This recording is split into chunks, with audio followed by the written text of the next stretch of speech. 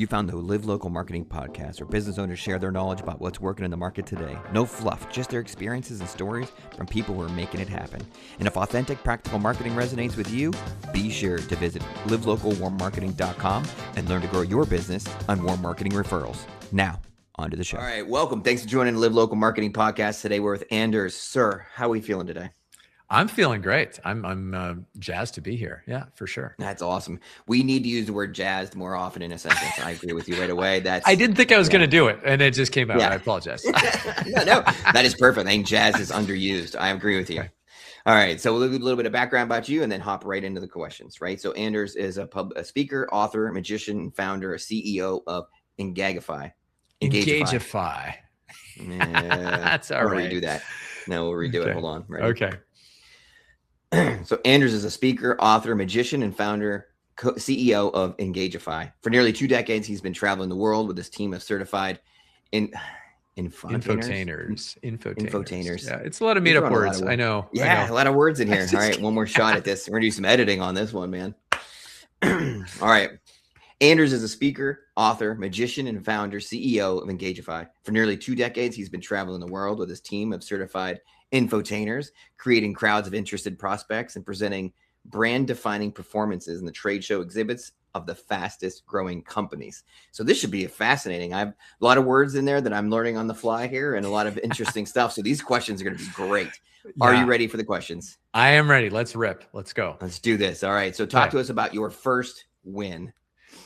First win as a marketer. I probably would say I was trying to court a local company here who did trade shows. And I actually made a pizza box. And this was back in the days of DVDs, and discs, right? And I made a pizza sticker on the disc and I stuck it in the middle of the pizza box. And when they opened the box, there was kind of a sheet that kind of fell down because it was taped to the top. And it said, delivering hot leads to your booth, every hour kind of thing. And so I walked in almost like a pizza delivery guy and gave it to the VP, this is for the VP of marketing, and just walked out. And so I didn't even stick around, but it was just this whole thing, happened. And it was like that kind of, like a lumpy mailer, but it was delivered, hand delivered, and just a twist on things. So I think that was kind of creative and it worked. So that's my. So, all right. So are all your presentations like that then? Because I'm going to ask, if the pizza box was like the first big win, do you do some like that all the time for your presentations? That worked unique? Well because they were local. And then I started working with bigger and bigger companies that weren't where I lived. And then that wasn't feasible. So it was hard to kind of, roll that out again and again. But that idea of kind of surprising and delighting people is a good strategy in most cases. So I always have to ask too, because you have the magician part of your name. When you present yourself as marketing space, does that come up? Did they ask about that? Is that like a point of content? So I typically will hide the magic part, actually, just because what happens is people will go to Cheese Town and they think I'm going to be there with a top hat and tails and a rabbit and it's going to be cheesy. So the term infotainer, which you said in the intro, is really about an entertainer who can then convey a marketing message in a way that's engaging. And so then we can kind of talk about what that looks like, but that's how we address it.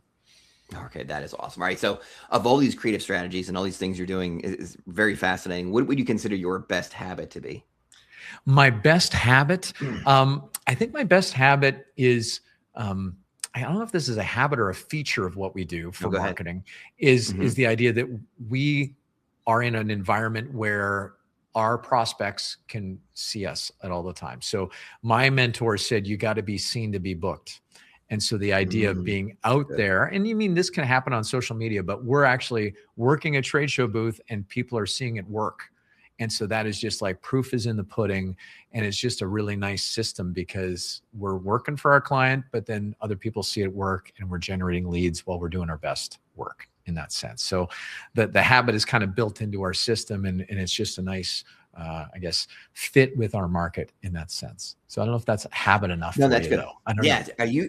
Do you find, all right, so you said trade shows. Do you find a lot of your stuff's going to be more in person because of the physicality of it, And Okay, go ahead. that's where we thrive, right? So we're Yeah. making those booths more engaging with our presence with the infotainers. So it really is about that, creating connection, making people feel something, right? Like business is so darn buttoned up these days, Yeah. right? That if we can kind Yeah. of get people to relax, have a good time, connect with people, it just opens them up and warms them up for, valuable conversations that the sales team might have with them or the demos that they do. And it's really about, breaking that ice and getting them to have some meaningful interactions. So when you sit down with a lot of your clients, do you show them how to do it, or you do it with them, or you do it for them? Like, what's the trend? It's actually a little bit of all of that. So is that we're there to create crowds of people and convey that message. We bring those people over to the sales team or the demo team or whoever is going to handle them. We kind of hand them off, but we can train those people. Sometimes we bring in additional people to help deal with the crowd, scan badges, be that kind of first point of contact. So it's kind of all of the above. Okay. All right. So I'm shifting gears a little bit. So of all these strategies, what is your favorite strategy? What is one of your favorite marketing strategies right now that you're using and you get excited about? All right. Quick break before we get to that next answer, because I know that answer is going to be brilliant, which is why I chose this moment to interrupt. If you love what you're seeing and you want to run your business off of warm marketing referrals, visit our website, livelocalwarmmarketing.com. It's got valuable resources, office hours, memberships, the book, an array of resources to help you get rid of cold calls, cold leads, door knocking, and run a business you can be proud of through referrals and warm marketing. Now, back to the show. Favorite marketing strategies. One of the things that we do is we call it an SDR on site or an SDRO. So sales development rep on site is that where we bring a salesperson with us to one of the trade shows that we're doing, and we might have multiple clients at this trade show. And what that person's doing is going booth to all these other companies to see if they want to take a look at what we're doing. And so it's just kind of a way of making that the people who see us at shows, that kind of spin-off lead, the ones that experience it, we're trying to amplify that with an additional person who's just that kind of go between and set up meetings for after the event. So it's been quite effective, and it's a little bit of an investment. You got to fly someone in, put them up, got to buy the badge. Sometimes the badge can be quite expensive for certain shows, but there is definitely an ROI attributed to it. So we do track that quite closely. Do you ever get pushback from like businesses that are like, hey, listen, I'm just not that outgoing. Like, I'm just not that out there. I'm an introvert. Like, what do you got for me? Well, if they are introverted in terms of marketing at a trade show, we talk about this connect portion of our framework, which is about meaningful interactions. You got to bring the right people, which we call top tier team. So are you selecting the right people? Second thing is, have you trained them?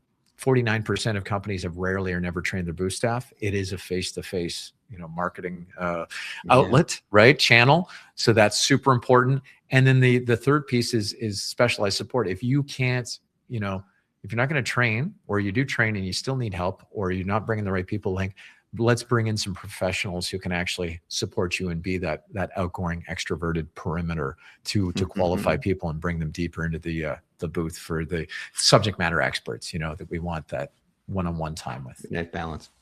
That's good. That's awesome. All right. So I'm going to leave this next question really open-ended on purpose, just because I want to see where you go with it. So when I talk about video marketing, what are you doing in that space?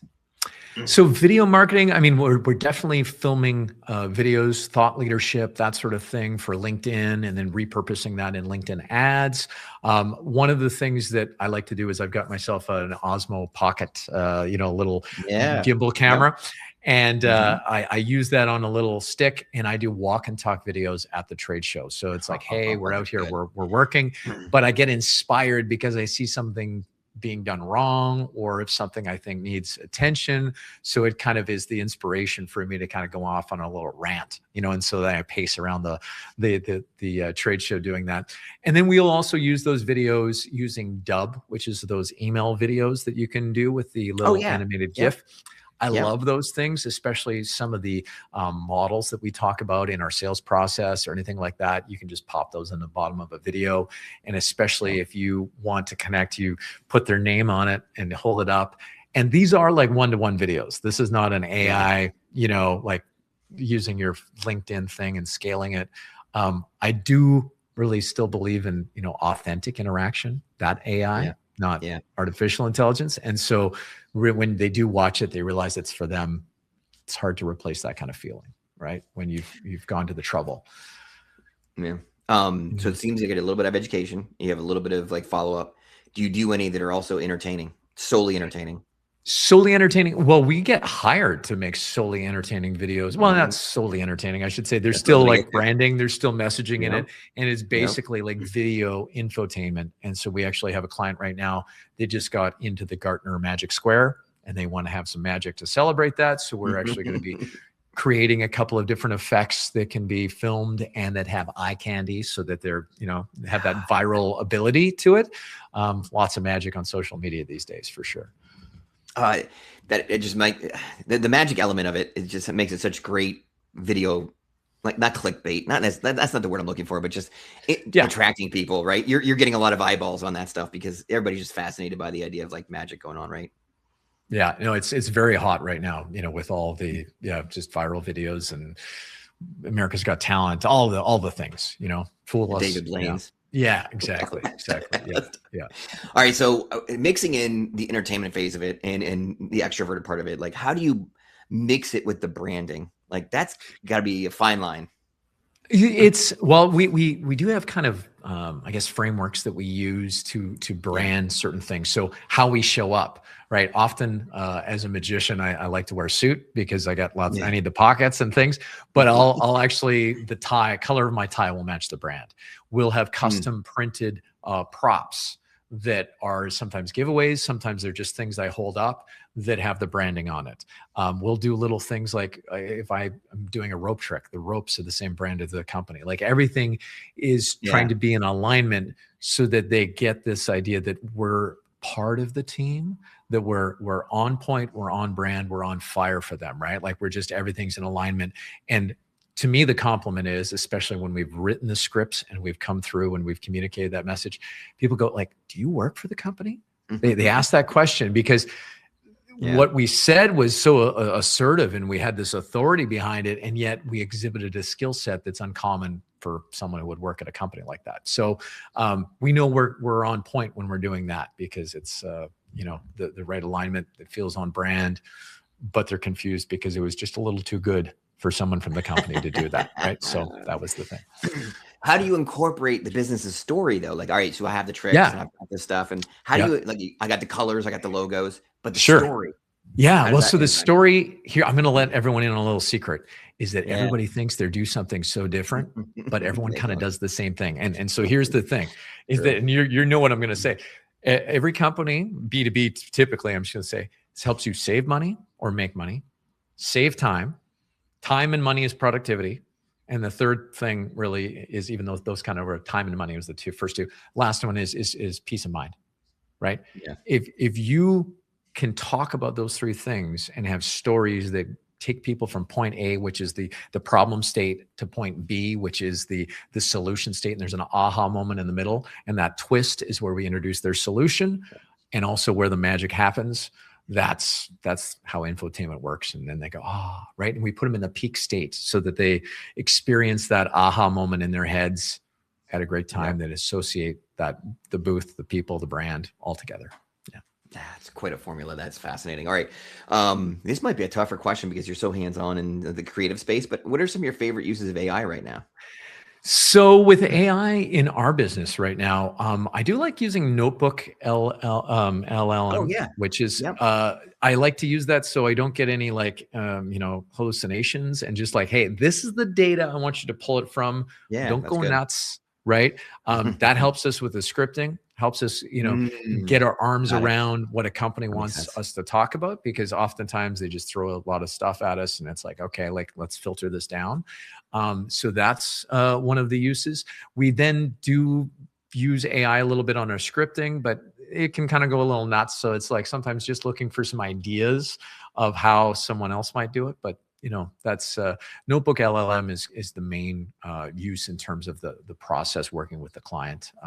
And there's some ChatGPT for some other things, but that would be my main. I'm assuming you use it to also do research on your clients, like bringing in the story and the brand and all that stuff. You pull that stuff in, I assume too. That's what, but making sure we don't get off topic or get out too much, because that can easily, when you're representing a brand, you want to do right by the company and make sure that we're bringing the right stuff to the show, because they're putting a great deal of trust in us. So we need to make sure that that's all legit. Okay. Signed off on, in a sense. Yeah. Do you ever use it to like help brainstorm ideas? I'm sure every once in a while, like randomly, you probably get in a little bit of a creative lump, right? You probably get a little writer's block. Yeah. Well, it's neat to see the connections, and then also to say, like, and from a marketing point of view, let's talk marketing. I'll go, hey, if I want copy or something, what would Dan Kennedy's take on this be, right? What would just doing Gary Halpert, going back to these old direct response people, and just like, what would be a great call to action here, right? And so I like doing that and kind of forcing it to have different mindsets, in terms of the prompts. Yeah, that's really good. Yeah, I like that answer too. I wasn't sure we were going to go with that last one, because creativity is so difficult with the AI. They're not creative at all. But if you help to brainstorm ideas, sometimes it could be useful. Yeah, I agree. All right. So before we get to your business, the last question is about confidence. So when we talk, let's say we have a client who comes to you and says, listen, I'm not sure. This seems a little over the top. Doesn't seem like it fits. How do you sit down with them and talk to them about the confidence they would need, or the services you'd provide that would help them? Like, how do you get over that hump?